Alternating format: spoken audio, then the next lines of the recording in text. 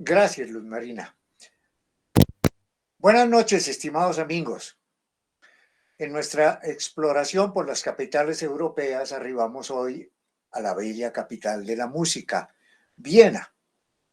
En esta imagen apreciamos el panorama del centro histórico con la catedral gótica de San Esteban que resalta al fondo y nos da la bienvenida. Para comenzar nuestro recorrido, hagamos un poco de historia.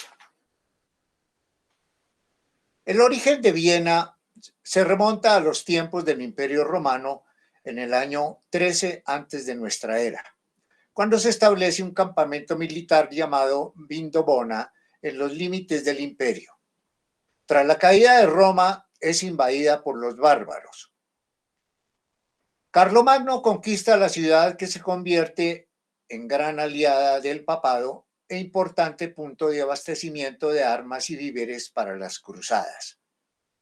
Desde el siglo XV hasta las guerras napoleónicas fue la capital del Imperio Romano-Germánico como residencia habitual de los Habsburgo. Luego de la derrota de Napoleón, el príncipe Metternich, canciller austriaco, reúne el célebre Congreso de Viena, una conferencia internacional convocada con el objeto de restablecer las fronteras de Europa, convirtiendo a Viena en el eje de la política de la Europa continental. Ahora vamos a situarnos geográficamente en este territorio. Entonces vamos a ver los imperios que en aquel momento se estaban disputando la hegemonía en Europa. Entonces tenemos en la mitad el imperio austrohúngaro. Pues aparte del imperio ruso, era el más grande en la Europa. El imperio ruso estaba con el zar Nicolás II, era su emperador. A la izquierda tenemos el imperio alemán, que estaba comandado por el Kaiser Guillermo II. El otro imperio, que era bastante extenso, sobre todo por sus posesiones de ultramar, era el Reino Unido, o sea, Inglaterra. En Inglaterra se encontraba el rey Jorge V. Entonces, Jorge V, el Kaiser y el zar eran primos, porque eran todos nietos de la reina Victoria, por alianzas que habían tenido las hijas de la reina, que habían casado con príncipes de estos países. El otro país que se involucró en la Primera Guerra Mundial fue Francia, que la tenemos al sur y que es una república, era una república en aquella época y el primer ministro era el señor Clemenceau. En el sur tenemos a Italia, que prácticamente no juega ningún papel en esta conflagración, y el imperio turco otomano en la parte de Anatolia. De manera que esos son los imperios que estaban a comienzos del siglo XX en Europa. Y al sur de Austria-Hungría tenemos ese pequeño territorio llamado Serbia. Entonces,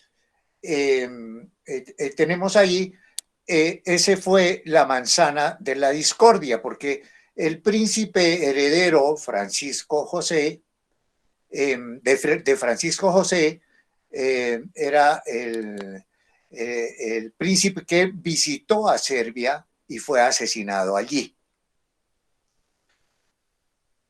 De inmediato, pues la reacción del emperador Francisco José fue atacar a Serbia. Pero el zar Nicolás, que tenía una alianza con Serbia, respondió en su defensa. Tras lo cual, su primo, el Kaiser Guillermo II, le declara la guerra a Rusia, apoyado por su otro primo, el rey Jorge V de Inglaterra, y por Georges Clemenceau de Francia, que tenían una alianza defensiva todos estos reinos. y comienza la Primera Guerra Mundial, que fue una catástrofe terrible. Luego de 4 años de destrucción, Alemania y Austria-Hungría resultaron vencidas. Esta última, tras la muerte de Francisco José, se desintegró perdiendo los territorios de Hungría, Checoslovaquia, Croacia, Eslovenia y Bosnia-Herzegovina, que eran los estados que estaban al sur. De manera que al desintegrarse perdió estos territorios. Ahora en nuestro siguiente mapa vamos a ver en qué quedó Austria. Entonces quedó muy reducida y aquí tenemos el territorio que colinda por el norte con territorios perdidos, que fue la República Checa, que después de esa época se convirtió en Checoslovaquia. Y ahora ya a comienzos del siglo XXI se dividió en República Checa y Eslovaquia. Hungría también se separó y se formó un país aparte.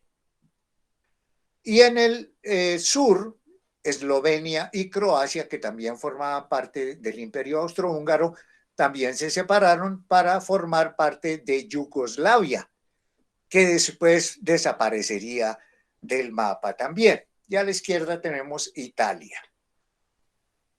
Toda esta región que está al norte de Italia es la región de los Alpes.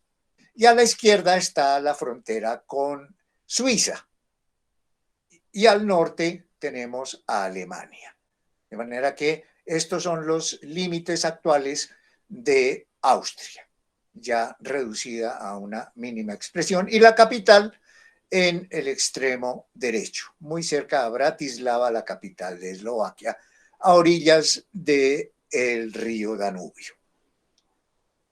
Bueno, ahora vamos a pasar ya a la primera imagen de este recorrido, que es la llegada a la estación central de la ciudad. Entonces, estos son los trenes del servicio ferroviario que unen a Italia con Austria y especialmente la llegada a Viena. Entonces, esta es la llegada luego de una travesía de 7 horas con 40 minutos desde Venecia, se arriba a la estación futurista de Viena. En la siguiente vamos a ver ya la parte externa de la estación central de esta ciudad. El moderno terminal ferroviario de la capital fue la obra arquitectónica del suizo Theo Holz en estilo de alta tecnología, construida entre 2010 y 2015. En ella convergen todos los medios de transporte, tanto los trenes de larga distancia como los de la ciudad, el tranvía, que es el más importante, el moderno metro y las líneas de autobuses. Ahora comenzaremos ya el recorrido dentro de la ciudad y tenemos la calle más importante, que es la calle Graben. Es una de las arterias más importantes del centro histórico. Su origen se remonta a la era romana, pues su nombre se puede traducir como zanja, que corresponde a la fosa que rodeaba la antigua muralla de la ciudad. A finales del siglo XII, la ciudad fue ampliada y el foso se rellenó para convertirse en una de sus primeras calles residenciales. Primero sirvió como plaza de mercado y luego utilizada para festividades y desfiles en homenaje a la casa reinante, por lo cual en el siglo XVIII se suprimió el mercado y sus nuevos residentes construyeron bellos edificios, convirtiéndose en la calle más elegante, el principal escenario para la exhibición de la élite urbana. Hoy es un paseo en el que se aprecian diferentes aspectos de la arquitectura vienesa. Y ese monumento que tenemos allí en la mitad, se trata de la columna de la peste. Es una columna monumental dedicada a la Santísima Trinidad con motivo del fin de la gran peste de Viena de 1679. Fue ordenada por el emperador Leopoldo I. Fue construida entre 1683 y 1693 en mármol, bronce y cobre dorado. Bajo la figura de la Trinidad se creó una nube piramidal con esculturas de ángeles y el emperador rezando arrodillado. De manera que esto es lo que sobresale en esta gran avenida Graben. Ahora vamos a ver un templo importante que es la iglesia de San Pedro. Al costado norte encontramos la iglesia de San Pedro, consagrada en 1733 en reemplazo de un antiguo templo medieval destruido por un incendio en 1660. Fue la primera estructura con cúpula barroca en Viena. Recordamos que Viena es una de las pocas ciudades de esta parte del continente que es completamente católica. Y prácticamente casi todos los templos de la ciudad son católicos. Ahora continuamos viendo el interior. Es considerada la iglesia barroca más importante de Viena por su sorprendente rico interior oval lleno de estuco dorado y gran profusión de estatuas. El altar mayor y el retablo fueron elaborados por artistas italianos. El ornamentado púlpito es una magnífica escultura con una representación de la Trinidad sobre el dosel. Frente al púlpito, una espectacular representación en oro y plata coronada por la estatua de la Virgen. Entonces, esto es lo típico del barroco de Viena. Continuamos ahora con la vista de un palacio ya. Estamos acercándonos a la plaza de la catedral.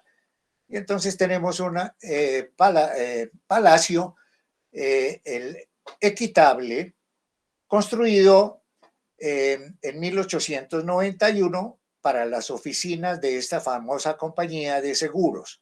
Es un edificio con rica fachada que reúne los principales elementos clásicos y renacentistas de la arquitectura ecléctica vienesa de fines del siglo XIX.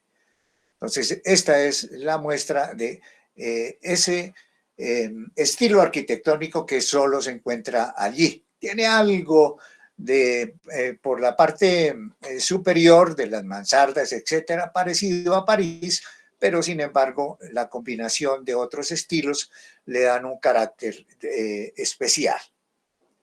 Ahora, en nuestra siguiente imagen, tenemos ya la plaza que se llama la Plaza de San Esteban o de Esteban. Y aquí podemos ver el contraste arquitectónico. Esta es la plaza donde está la catedral. Esta foto fue tomada desde el atrio de la catedral y allí podemos observar el edificio que acabamos de ver de la Equitable y el edificio moderno que tenemos a la derecha, que es el que establece ese contraste del siglo XIX con el siglo XXI. Se llama la Haas House. Entonces, en nuestra siguiente imagen vamos a ver ya en detalle ese edificio ultramoderno. Es uno de los edificios más emblemáticos de Austria, ya que se encuentra en pleno centro histórico de la capital. Creado en estilo postmodernista por el arquitecto Hans Hollein entre 1985 y 1990. Presenta un marcado contraste con el entorno dominado por la arquitectura gótica de la catedral y los edificios neobarrocos y renacentistas de Graben. La fachada es una combinación curva de cristal y cuadrados de mármol que alberga un centro comercial, un hotel y un restaurante. Ahora pasamos ya a la Catedral de San Esteban. Entonces tenemos una visión bellísima de esta catedral. El actual edificio gótico se empezó a construir hacia 1359 con el patrocinio del duque Rodolfo IV fundador de la Casa de Habsburgo. El proyecto original era con 2 campanarios. En 1433 se finalizó la aguja de la torre sur, mientras que la torre norte quedaba sin terminar, pues en 1511 se interrumpieron las obras debido a la guerra con los turcos, el conflicto religioso originado por Lutero y las inversiones en la conquista de América. Recordamos que en aquella época formaba parte del gran imperio España y también recordamos que el rey Carlos V era el emperador y era el emperador de todo el imperio, el Sacro Imperio Romano Germánico, y muchos de los que invirtieron en la conquista de América eran tanto alemanes como austriacos. De manera que esto distrajo el gasto para la construcción de esta catedral. Ahora vamos a ver el interior. En el siglo XVII, la catedral tuvo una ampliación interior de estilo barroco con el altar mayor donado por el episcopado, mientras que la burguesía hizo lo mismo con la ornamentación de la nave central. La nave central, como vemos, es puramente gótica. Vemos los arcos ojivales que le dan esta característica. Y a los lados se ve ese contraste con el estilo barroco. En 1683, durante la segunda invasión turca, la catedral fue impactada aproximadamente por 1000 balas de cañón. Tras la liberación, como recuerdo de la batalla, se encargó la campana mayor forjada con el bronce de los cañones turcos abandonados, que fue colocada en la Torre Sur. Al final de la Segunda Guerra Mundial, en abril de 1945, un pavoroso incendio destruyó el tejado gótico, los vitrales, los oratorios imperiales, el órgano y casi todas las campanas. Con fondos aportados por los vieneses, los estados federados de Austria y donantes extranjeros, se reconstruyó el templo, que fue inaugurado en 1952. De manera que esto una obra colosal para volver otra vez a renovar este templo. Bueno, ahora vamos a visitar el Palacio Real, el Palacio Imperial. El palacio llamado de Hofburg fue la residencia de la dinastía de los Habsburgo durante más de 600 años. En la docena de edificios que lo componen están representados todos los estilos, desde el gótico hasta el historicista, dominando el barroco. Los llamados apartamentos imperiales, 20 apartamentos abiertos al público, comprenden las estancias donde habitó el emperador Francisco José y su esposa Elizabeth. Sisi, tal vez ustedes recordarán hace muchos años una célebre película austríaca llamada Sisi Emperatriz. Entonces, este fue el último emperador de Austria y su esposa fue Elizabeth, la famosa Sisi. La Cámara del Tesoro,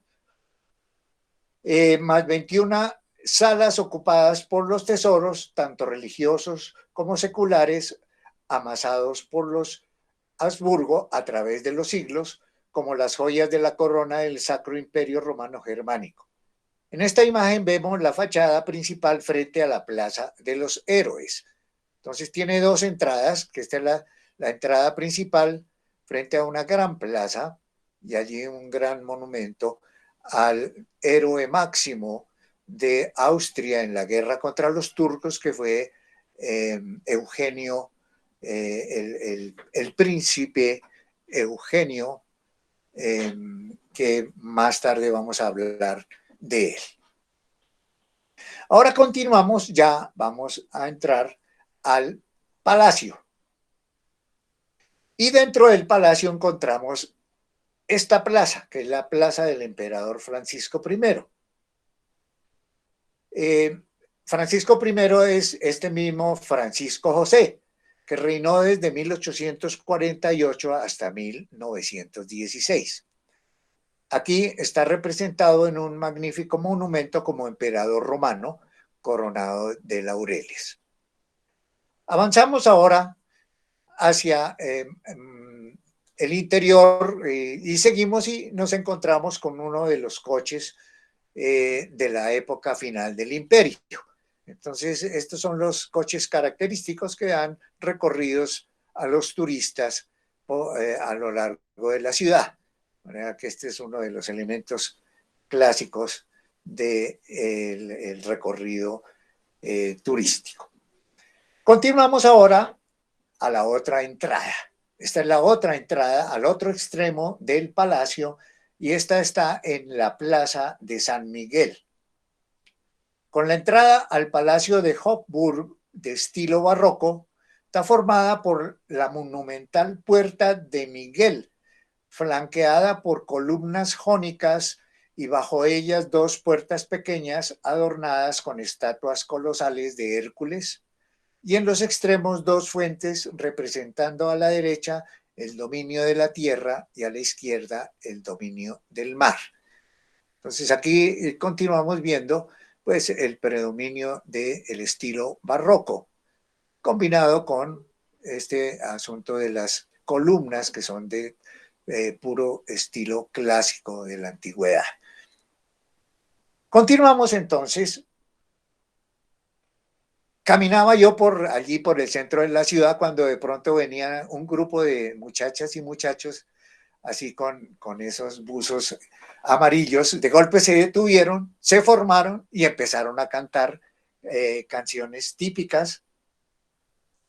Y estuvieron ahí un buen rato.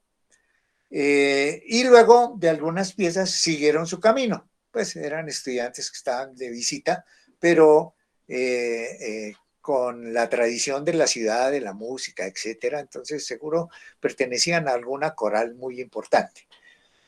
Continuamos ahora con este automóvil que también sirve para los recorridos turísticos de la ciudad. Este es un automóvil de comienzos del siglo XX. Y también estamos allí en parte de la plaza de San Miguel. Continuamos ahora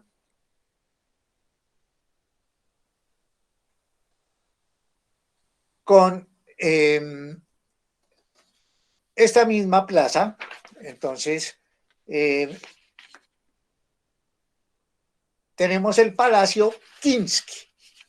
Entonces, el Palacio Kinsky fue un palacio que está en otra placita muy cercana y de estilo barroco situado en el centro de la ciudad. Es obra del arquitecto de la corte Johann von Hildebrand, que perteneció a la familia Kinsky de Bohemia.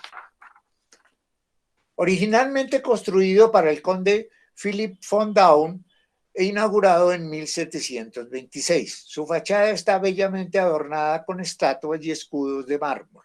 El príncipe Józef Poniatowski, general polaco y mariscal de Francia en la era napoleónica, nació en este palacio. En la actualidad se utiliza para subastas y recepciones y alberga tiendas y un restaurante. Ahora vamos a ver otra de las placitas interesantes, que es la Plaza am Hof, que quiere decir en el patio. Esta plaza era la parte central de la Vindobona romana y está considerada la cuna de la ciudad. Aquí Enrique II, primer duque de Austria, decidió hacer de Viena su capital, construyendo su palacio en 1145. En esta época se celebraban torneos y espectáculos de trovadores. Luego se convirtió en la Plaza del Mercado. En esta imagen vemos el edificio residencial am Hof número 11 de estilo historicista, con formas neobarrocas y que fue construido entre 1882 y 1883 y que representa la arquitectura predominante a finales del imperio. A su izquierda, el edificio del antiguo arsenal del siglo XVI, de la época de la guerra contra los turcos. Continuamos ahora empezando un recorrido por la gran avenida circular que hay en la ciudad. Se llama el Ring, o sea, el anillo. Entonces, esta avenida se construyó cuando se derrumbó el muro que rodeaba el centro de la ciudad. Entonces, ya el emperador Francisco José ordenó en reemplazo del muro de la ciudad, de la muralla, entonces hacer una gran avenida que en forma circular rodea el centro de la ciudad. Y tenemos acá la Universidad de Viena. Fundada en 1365 por el archiduque Rodolfo IV, siendo después de la Universidad de Praga la segunda del Sacro Imperio. El edificio en la Ringstraße fue construido entre 1871 y 1884 por el arquitecto Heinrich von Förster, en estilo neorrenacentista. Entre sus egresados más famosos están Sigmund Freud, el economista Ludwig von Mises y los ganadores de premio Nobel, el zoólogo Karl Lorenz, el químico Hans Fischer y el economista Friedrich von Hayek.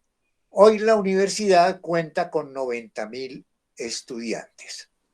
Ahora continuamos con otro de los hitos interesantes de la ciudad, el Burgtheater, el Teatro Nacional de Austria, fundado en 1741 por la emperatriz María Teresa.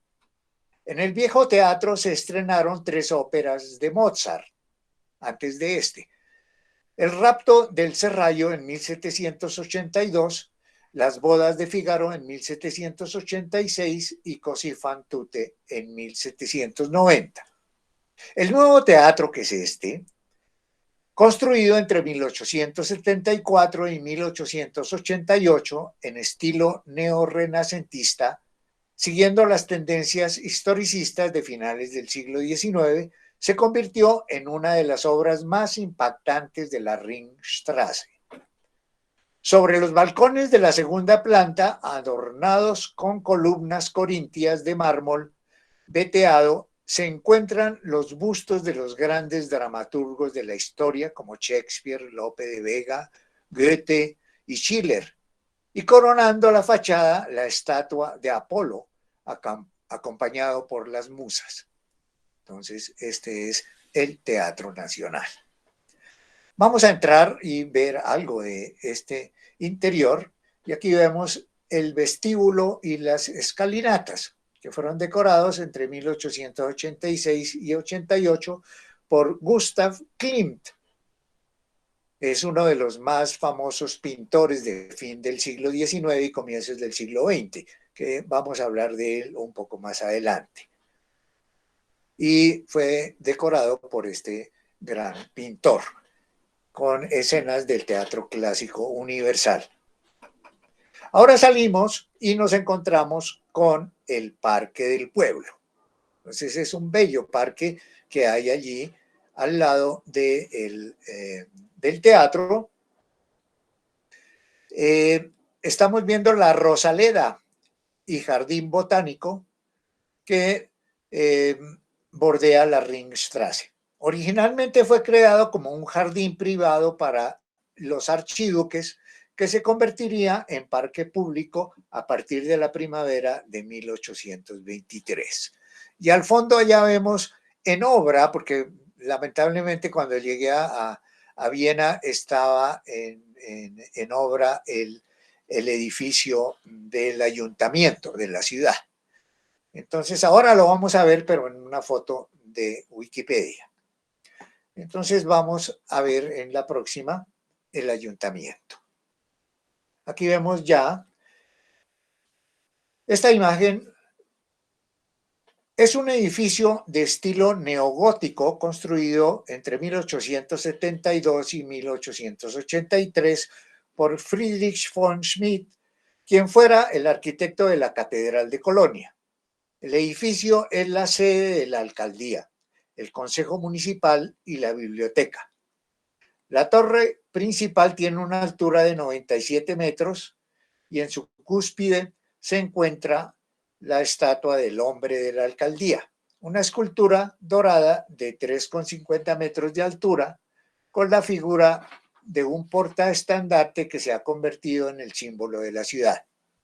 Frente al edificio está el Parque de la Alcaldía, con una plaza donde a partir de noviembre se celebra el mercado navideño y desde enero hasta marzo se convierte en la pista de hielo más bella del mundo.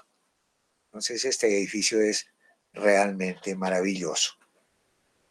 Continuamos ahora con esta imagen de un templo griego trasplantado al parque, a este parque que acabamos de ver ahora, el Parque del Pueblo.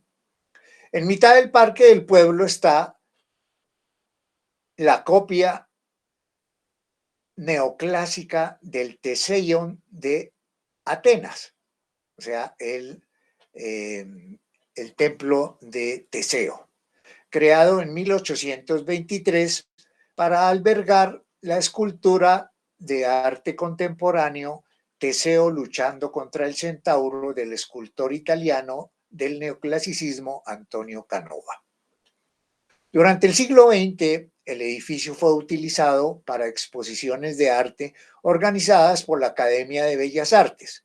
A partir de 2012, el templo recuperó su función original como sede de exposiciones de arte moderno y contemporáneo.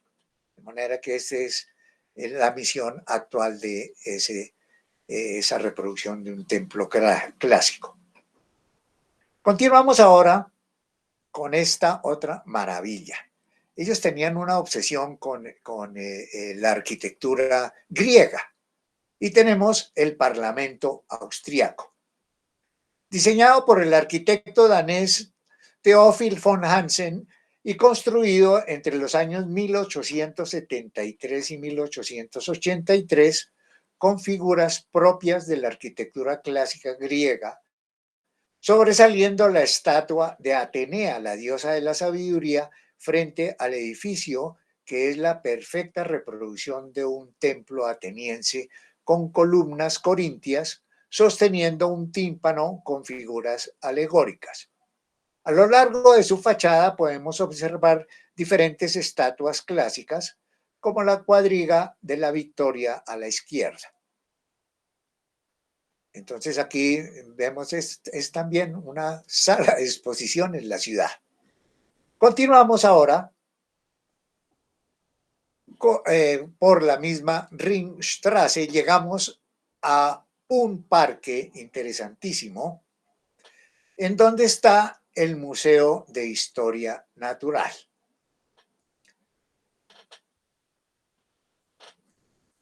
Es un palacio de estilo historicista inaugurado en 1889 y situado frente a la Plaza María Teresa. Allí en el centro está la estatua de la emperatriz. Un bello parque que comparte con el Museo de la Historia del Arte, edificio gemelo que se encuentra al otro lado.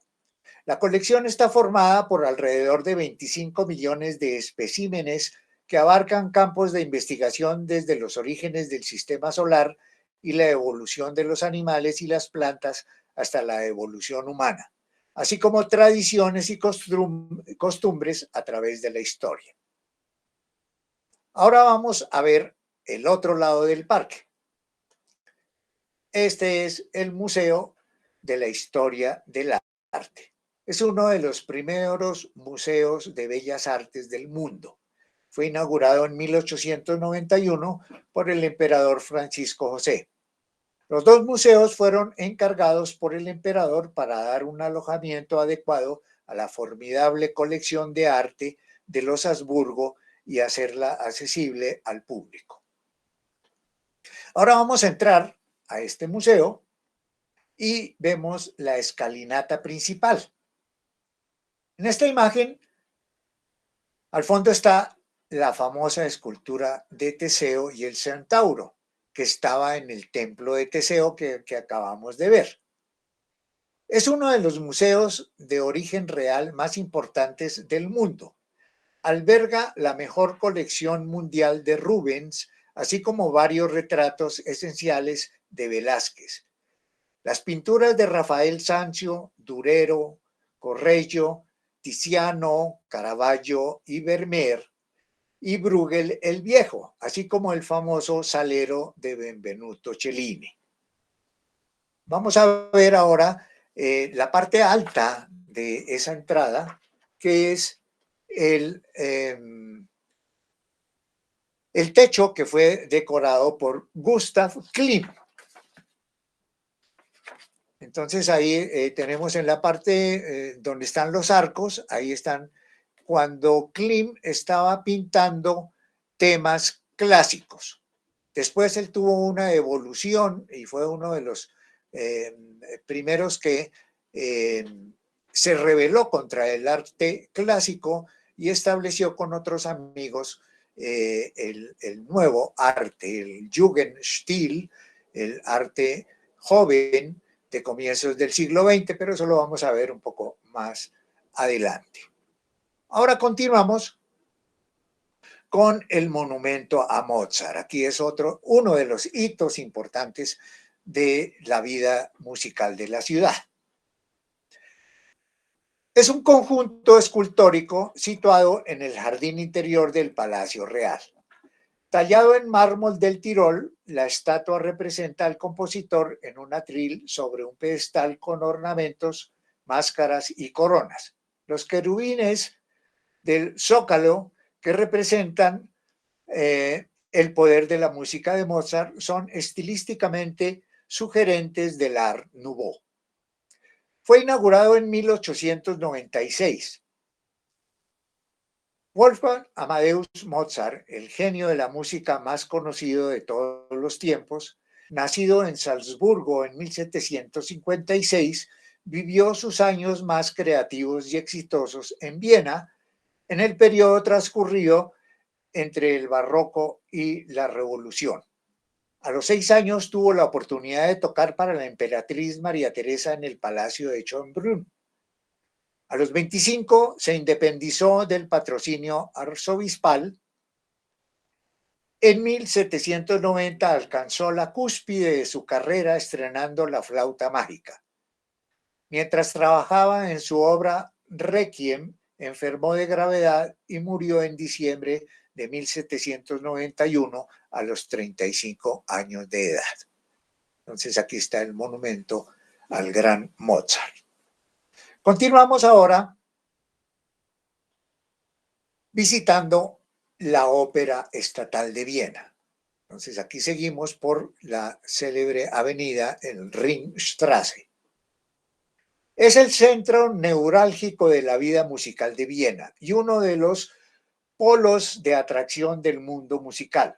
Es un edificio neorrenacentista construido entre 1861 y 1869 e inaugurado con la ópera Don Giovanni de Mozart.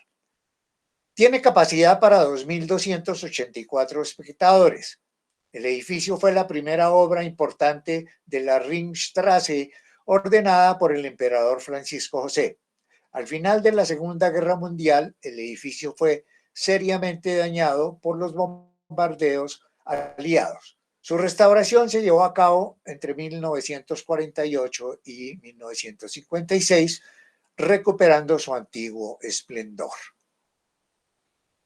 Vamos a entrar para ver el recinto de la ópera con sus balcones y es el baile de la ópera que anualmente se lleva a cabo para presentar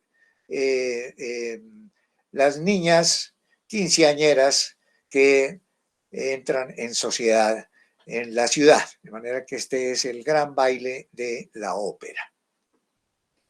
Y el interior que ocupan también el escenario, lo mismo que despejando la platea.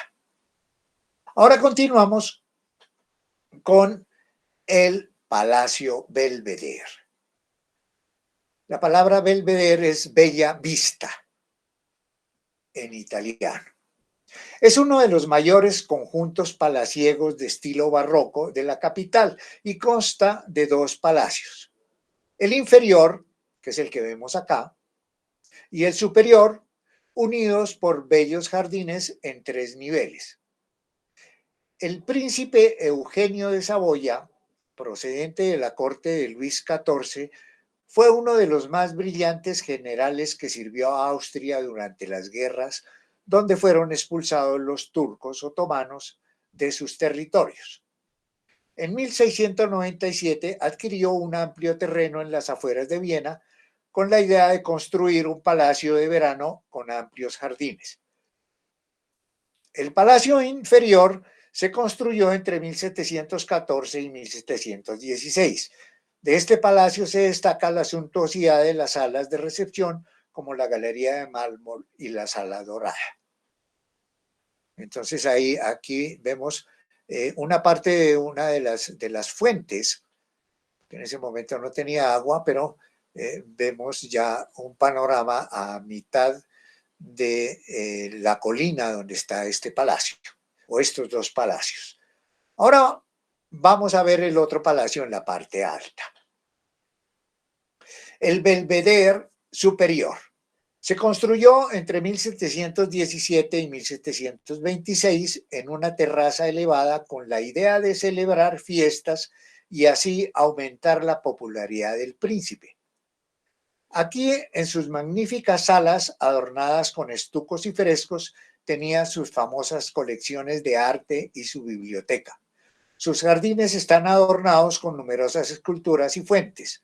Tras la muerte del príncipe Eugenio, el palacio fue adquirido por la emperatriz María Teresa, quien le dio el nombre de Belvedere por las bellas vistas de Viena que ofrecía.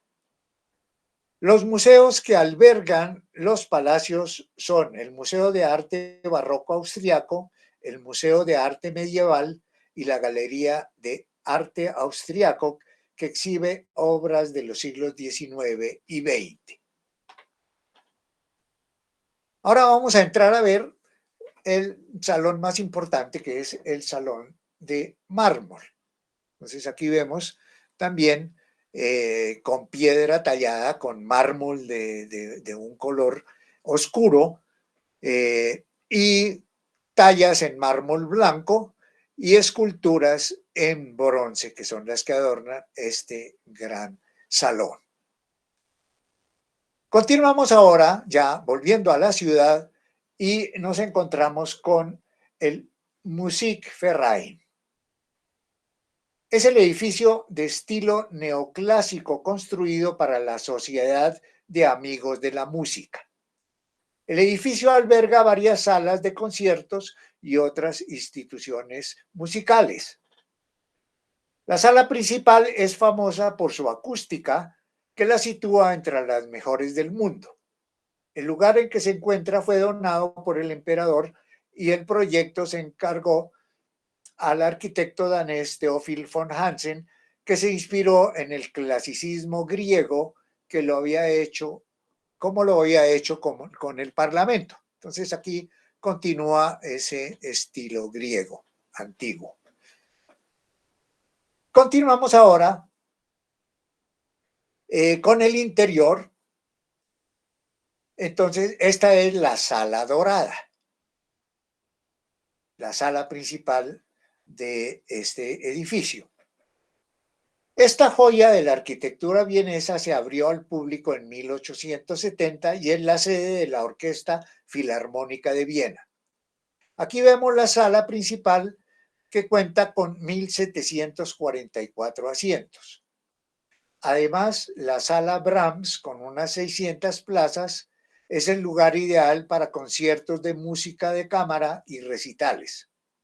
En su academia estudiaron, entre otros, Gustav Mahler, Leo Janáček, Hugo Wolf, y en ella Anton Bruckner fue profesor. Además contiene un archivo y biblioteca con una de las mayores colecciones musicales del mundo. Entonces esta es la Sociedad de Amigos de la Música. Continuamos ahora en un parquecito que hay cerca a este edificio, el monumento a Beethoven. Está ubicado en la plaza de su nombre, bello parque con jardines. La estatua en bronce del maestro lo representa sobre un pedestal sentado y a sus pies las figuras acompañantes que son un Prometeo encadenado y una Victoria que representan la tragedia y la liberación, junto con 9 querubines como alegorías de las 9 sinfonías del genio. Entonces, el simbolismo del monumento. Beethoven, nacido en 1770 en Bonn, viajó a Viena por primera vez a los 17 años para estudiar bajo la tutela de Mozart, pero tuvo que regresar de inmediato, pues su madre estaba agonizando. A los 22 años volvió a Viena como discípulo de Haydn, pues Mozart ya había fallecido. Esta vez se quedaría para siempre. 35 años hasta su muerte en 1827. Fue el último gran representante del clasicismo vienés. Después de Christoph Willibald Gluck, Joseph Haydn y Wolfgang Amadeus Mozart. Beethoven cultivó numerosos géneros, aunque las sinfonías fueron la fuente principal de su popularidad internacional. Su impacto resultó significativo en sus obras de piano y música de cámara. Viena fue el escenario de su titánica lucha. Ahora tenemos el pabellón de secesión. Es muy importante porque aquí se rompe la tradición clásica de la pintura y la escultura en Viena. Es uno de los más importantes edificios construidos en el estilo Jugendstil o estilo joven. La secesión fue un movimiento artístico actualmente denominado modernismo, fundado en 1897 por un grupo de 19 artistas vieneses que habían abandonado la Asociación de Artistas Austriacos como proyecto de renovación artística tratando de reinterpretar los estilos del pasado, desnudando estructural y estéticamente la realidad del arte y la sociedad de la época. Entonces, eh, es el periodo más brillante para Austria, siendo su capital la cuna del psicoanálisis. Entonces, esto es paralelo, este movimiento, al Art Nouveau, que se estaba desarrollando en París y otras ciudades.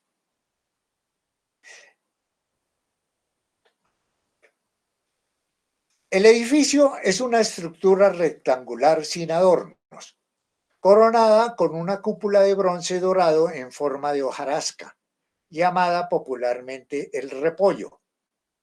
En el frontón, bajo la cúpula, se lee en letras doradas el lema de la secesión: a cada tiempo su arte, a cada arte su libertad. A la izquierda de la entrada podemos ver el lema Ver Sacrum, o sea, primavera sagrada, que expresa la esperanza de un nuevo florecimiento del arte. Entonces, ahí queda plasmada en la arquitectura ese movimiento rebelde de finales del siglo XIX y comienzos del siglo XX. En la siguiente imagen vamos a ver a estos artistas rebeldes. Aquí están fotografiados frente al edificio y el jefe de toda esa colectividad de rebeldes es Gustav Klimt, que es el que está sentado allá majestuosamente en medio de todos. Entonces, todos estos fueron los artistas que prácticamente estaban haciendo el mismo movimiento que en París estaban efectuando los impresionistas. Entonces, aquí estaban con su Jugendstil. Continuamos ahora con estas dos obras de dos épocas de Gustav Klimt. Entonces, a él, como vimos anteriormente, le encargaron la decoración del Teatro Nacional e hizo unas obras clásicas muy bellas. También luego le dieron el trabajo de decorar la universidad. Cada una de las facultades de la universidad le encargaron un mural. Y allí fue el problema grave, porque hizo unos desnudos y otras cosas que no les parecieron a los miembros de la academia y no le permitieron. Y este es una alegoría de la medicina. Fue parte de esa decoración que hizo en la Escuela de Medicina de la universidad. Esta imagen se logró salvar. Y como vemos allí, con esa alegoría tenemos la serpiente, que es el símbolo de la medicina, y la imagen de una célebre amiga de él, porque él utilizaba a sus amigas como modelos.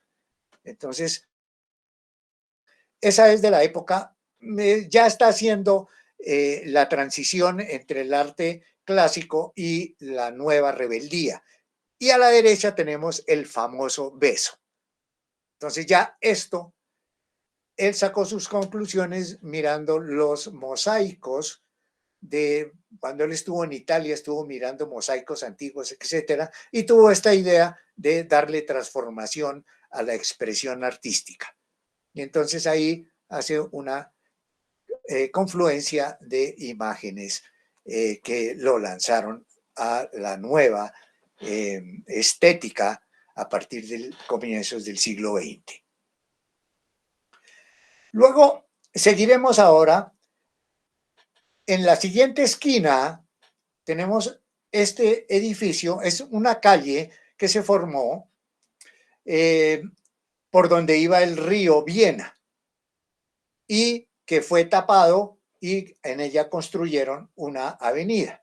Y en esta esquina está un edificio clásico de la arquitectura vienesa que es muy conocido en esa esquina. Se llama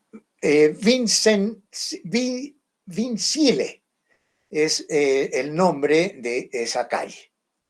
Ahora vamos a verla ya completa. Esa es la calle por donde iba el río y que ahora fue convertida en una avenida, que es muy importante porque aquí vemos que fue constituida en una de las atracciones de la ciudad. A lo largo de esta amplia calle se extiende el mercado callejero más popular de la ciudad con una longitud de 1.500 metros. En el primer tramo se encuentra una multitud de pequeños restaurantes que ofrecen gran variedad de ofertas gastronómicas, en especial la comida tradicional vienesa. Más abajo se expenden frutas y vegetales frescos de todo el mundo, especias exóticas, quesos, pan, tortas, carnes y mariscos. Y por último, los fines de semana, un mercado de pulgas, allá al final de esa calle. De manera que este es el sitio más emblemático de la ciudad durante la semana. Y sus edificios, al lado y lado, vamos a observar lo que sucedió con esa muestra arquitectónica. Continuamos ahora viendo ya en detalle lo que son los restaurantes. Entonces ya en esa primera parte se ven estos restaurantes, muy buena comida de la ciudad y hay gran variedad.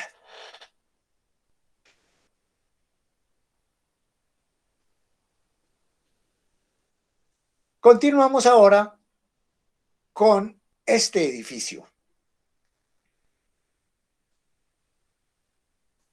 En el costado derecho de la calle, al final del siglo XIX, como parte del movimiento de la secesión, el arquitecto Otto Wagner diseñó en 1898 dos edificios emblemáticos de este movimiento.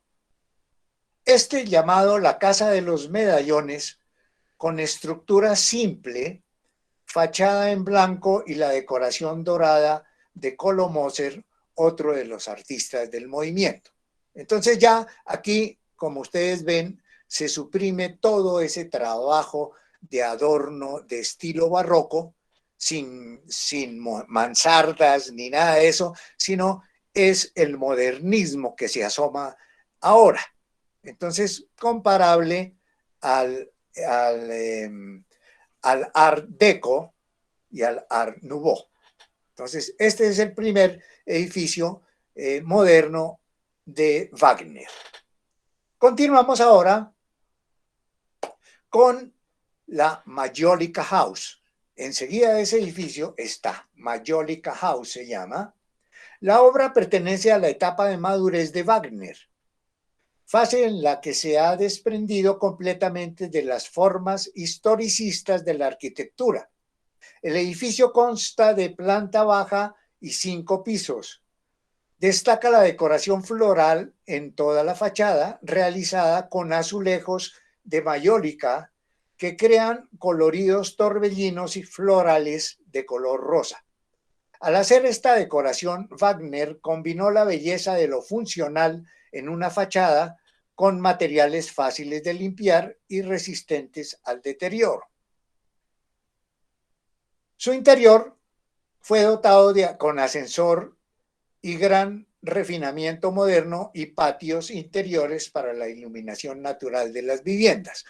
Entonces ya aquí ya la fachada completamente plana, pero con elementos decorativos que no se dañaban con el tiempo, hechos en mayólica, y estos pequeños balcones que están a los extremos de la construcción es otro estilo que van haciendo a comienzos del siglo XX. Continuamos ahora con el mercado, un poco más abajo, en contraste con ese edificio que es de los edificios clásicos de la ciudad, tenemos el mercado de pulgas. Entonces allí vemos los diferentes puesticos que hay. Allí ofrecen absolutamente de todo lo que ustedes se puedan imaginar. Y entonces la gente viene a proveerse los fines de semana de cosas que a algunos les sobran y otros quieren tener. Continuamos ahora con otro de los edificios icónicos de la ciudad, que es la Caja Postal de Ahorros. Estamos ahora ante una obra maestra de Otto Wagner. Continuamos con este mismo arquitecto, acabada en 1906, hecha en granito blanco, en el que se mostró como un auténtico precursor del racionalismo arquitectónico. A finales del siglo XIX defendió una idea completamente contraria a la tradición. Nada que no es práctico puede ser bello. Defendía así la racionalidad de la arquitectura, un cuarto de siglo antes de que fuera comúnmente aceptada entre los arquitectos. Ahora, al interior se revela una asombrosa pureza de diseño. La bóveda de hierro y cristal no se limita a cumplir con los requisitos funcionales, sino que se funde en toda una expresión arquitectónica y llega a ser parte de ella. Entonces ya esto es perfectamente la época moderna. El siglo XX ya ha entrado aquí de lleno. Ahora seguimos con otra obra interesante, que es Urania, Urania House. Es un instituto de educación pública y el observatorio astronómico de la ciudad. Fue construido de acuerdo con los planos del arquitecto Max Fabiani, discípulo de Otto Wagner, e inaugurado en 1910 por el emperador. Su nombre proviene de la musa griega que representa a la astronomía. Sus líneas sobrias representan la continuación del estilo modernista establecido por el movimiento de secesión. Ahora vamos a otro contraste que tenemos acá, la iglesia de San Carlos. Es un templo de estilo barroco con toques de griego, romano y oriental. Durante la peste que azotó a Viena en 1713, el emperador Carlos VI prometió, para cuando la ciudad se viera libre de la calamidad, edificar un templo en honor de San Carlos Borromeo, arzobispo de Milán, héroe de la epidemia de 1576. El ganador del concurso fue Johann Fischer von Erlach. Las obras se realizaron entre 1716 y 1737. La iglesia constituye una obra maestra del eclecticismo barroco. Las columnas del frente se inspiraron en la columna de Trajano en Roma. ¿Ustedes recuerdan esa columna extraordinaria que se eleva a 30 metros y que está toda la historia de la conquista de Dacia? De manera que ellos tomaron esa idea y colocaron dos columnas acá. Y representa escenas de la vida del santo. La enorme cúpula es típica del barroco. La fachada con su columnata corintia y el tímpano son de inspiración griega. El edificio tiene una altura de 80 metros y 60 metros de ancho. Vamos a entrar para ver el interior y es de inconfundible estilo barroco. Entonces allá tenemos a San Carlos Borromeo subiendo al cielo y en la parte superior la Trinidad emitiendo rayos y a la izquierda un bello púlpito clásico. Continuamos ahora volviendo otra vez al centro de la ciudad con la Albertina. La Albertina es el museo con la mayor colección mundial de grabados y dibujos de los grandes maestros, entre los que se destacan Alberto Durero, Leonardo da Vinci, Miguel Ángel, Lorenzo Ghiberti, Rafael el Bosco, Bruegel el Viejo, Lucas Cranach, Rubens, Rembrandt, hasta el impresionismo. La institución debe su nombre al príncipe Alberto de Sajonia, archiduque de Austria, quien la fundó con su colección. El edificio de finales del siglo XVII fue remodelado en 1776 para instalar la colección. Ahora entramos para ver la escalinata principal, entonces bellamente confeccionada y con tallas en mármol a los costados. Continuamos ahora con el Museo de las Artes Decorativas. Entonces, este museo también se encuentra en la Ringstraße. Este museo fue fundado en 1863. El edificio fue una de las últimas obras renacentistas de la ciudad.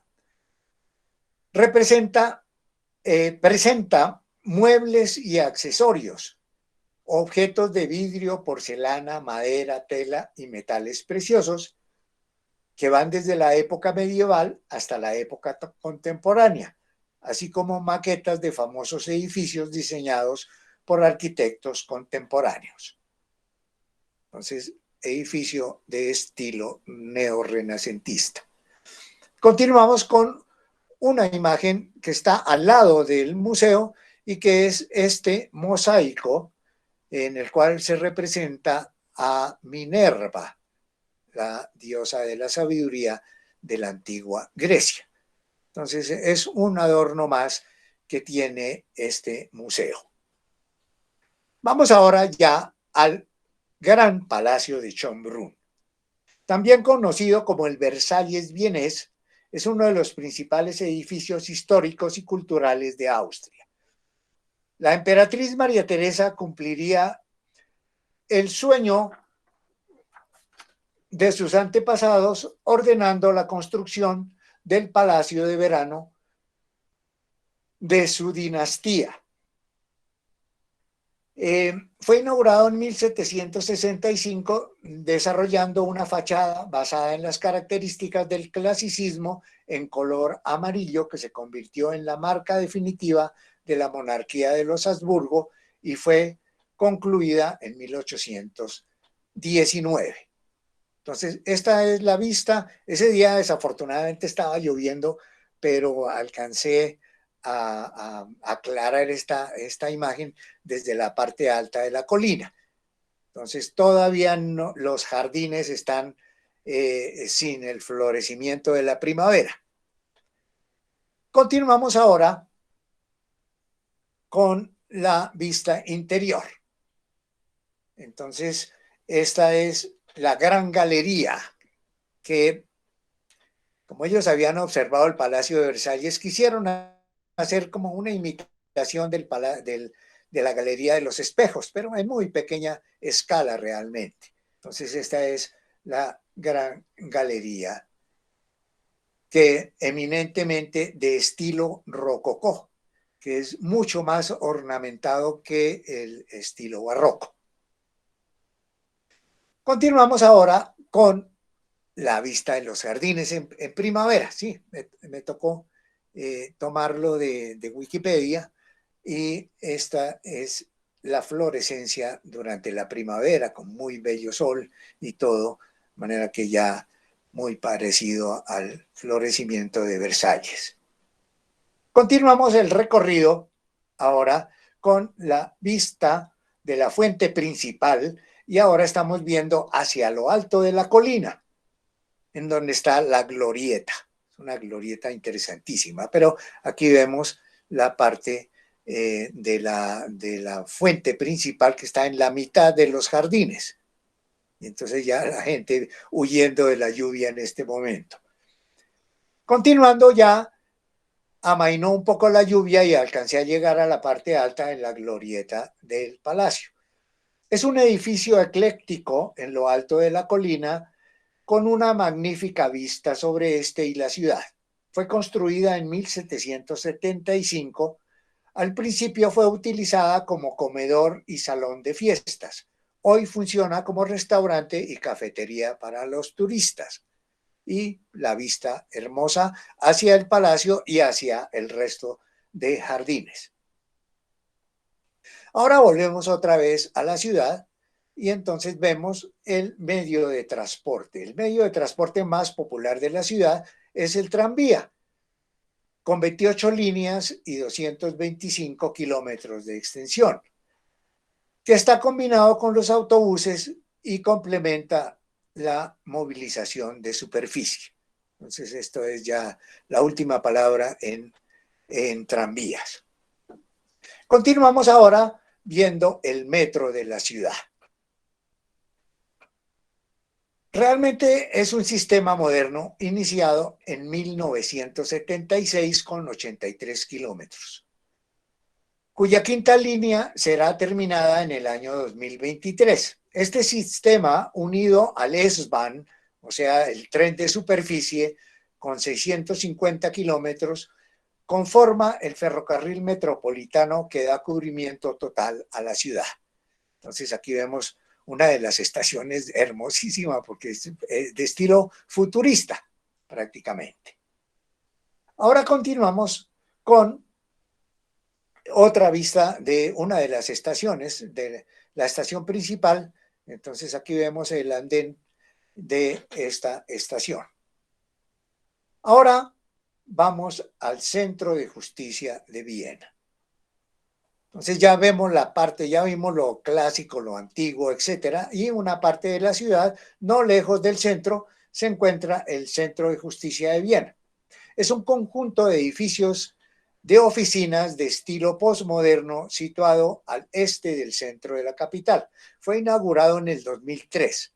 La torre principal, con 87 metros de altura y 24 pisos, es la sede del Ministerio de Justicia, y los edificios contiguos albergan las cortes y juzgados. De manera que estos son edificios administrativos, especialmente de justicia. Continuamos ahora con, al lado de eso se encuentra este mall o centro comercial, que es el más importante de la ciudad, con tiendas, restaurantes, cines, cafeterías y una estación del metro. De manera que esto ya es el corazón moderno de la ciudad. Continuamos ahora ya pasando al norte de la ciudad. El río Danubio se bifurca y forma una isla. En esta isla está este Parque Nuevo Danubio, que es un moderno desarrollo residencial con 850 apartamentos futuristas situado al otro lado del Danubio y que fue inaugurado en 1998. Entonces está rodeado de prados, jardines, etcétera. Es un desarrollo muy bello. Ahora continuamos ya observando. Al lado de esto se encuentra ya la ciudad Danubio y Centro Internacional.